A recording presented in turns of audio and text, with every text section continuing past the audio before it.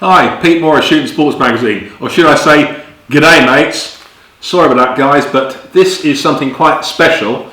It's a 2.2 rimfire bolter from Australia of all places. Australia, big fan of 2.2 rimfire, in fact they make a lot for Winchester. Also they're big fans of the CZ452, which is your classic Czech bolt action rimfire. This is called the CrossOver and it's made by Lithgow Arms. Lithgow, if you don't know, are an Australian arsenal that's been in business since 1912, and they've made firearms for the Australian forces, SMLEs, Brens, Vickers, pretty much you name it. They even make a home rolled version of the Steyr AUG, which is the ADF, Australian Defence Forces, standard 223 rifle. But that's no concern to us.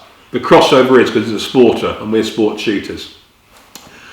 The reason it's called the CrossOver is because it offers you a 21-inch barrel of what I would call a medium heavyweight for a 2.2. So you've got the length for accuracy, if you believe a long barrel is required in the 2.2, and also you've got what I call a target style stock.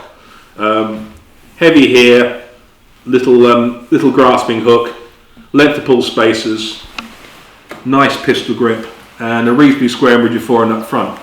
I've got to say, I didn't like the look of the stock at first. Well, I liked the look, but I didn't think it was necessary. But the more I shot this thing off a bipod and from the truck door, you really appreciate the fact you can snuggle in behind that butt hook, and the comb, which is wide and deep, really sets your head up well for a nice position without having to muck about adjusting it. Equally good is the massive trigger guard. Again, I like it. Winter shooting, big gloves on, not a problem, bags of space.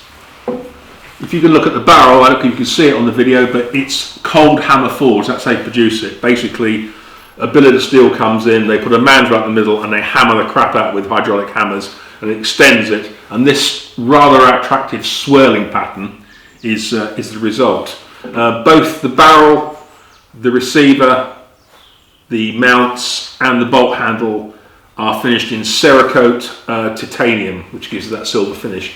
It's attractive and it's tough and weatherproof. The gun also comes with a pair of QD sling studs for bipod attachment. The barrel is free floating the forend. The forend is rigid enough and doesn't bear in the barrel, so this is, as we discovered today, a pretty damn accurate gun. Feed is from the ubiquitous CZ452 style magazine. You get a 10 from Lithgow.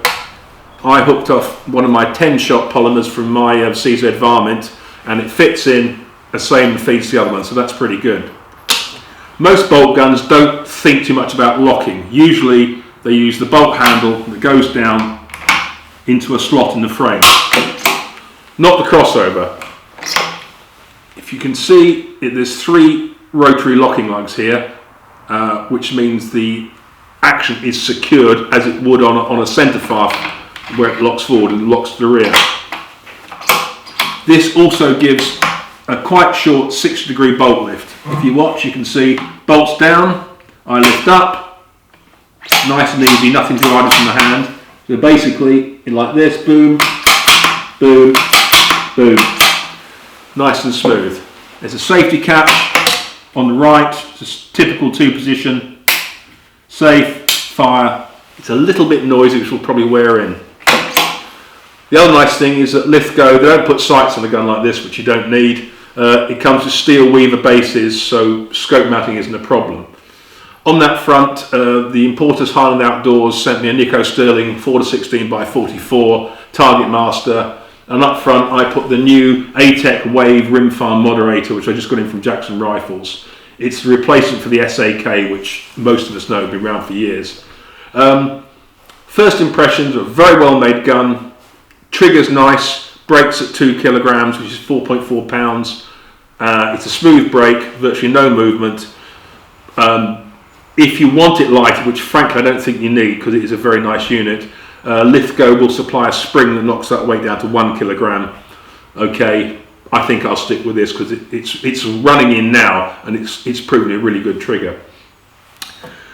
Okay, that's pretty much it for the gun. My one comment is that 20-inch barrel's nice, but I don't think you really need it on a 2.2 rimfire. That's just a personal thing. If I had this gun, I think I'd chop it to 16.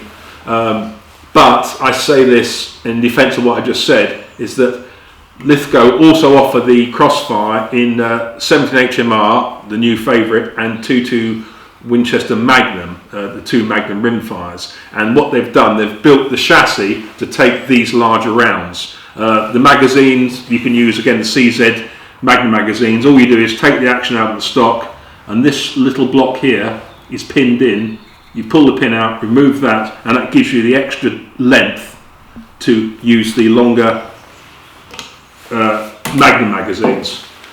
We'll be shooting this thing today, and I tell you what, it's a good inch gun with these. It's probably, I'm talking about 100 metres here, a good inch gun, maybe a bit less with a scope with maybe a finer reticle. I would happily head shoot rabbits at 100 yards, and I would happily push this out to probably 150 on a good winless day in terms of shooting rabbits and hares and things, and I think the gun can really do it. Price wise, it's a bit pricey at $8.50. Might be a little bit cheaper when you go to a shop. However, if you then take that and turn on its head with terms of 17 HMR rifle or a 22 Magnum, $8.50 for a good heavy barrel quality 22 Magnum or 17 is not a lot of money. So it swings and roundabouts. Anyway, enough of me rattling on. Let's just fire a few rounds through it. You want to check out the body, it's pretty quiet as well.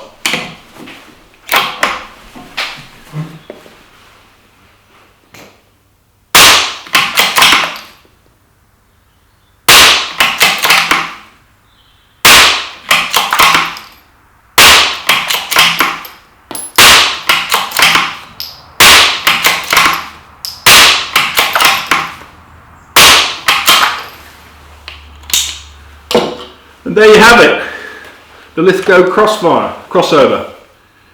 This is one really nice rifle. I've got to say, probably one of the nicest rimfires I've seen in about a year or so. Catch you later.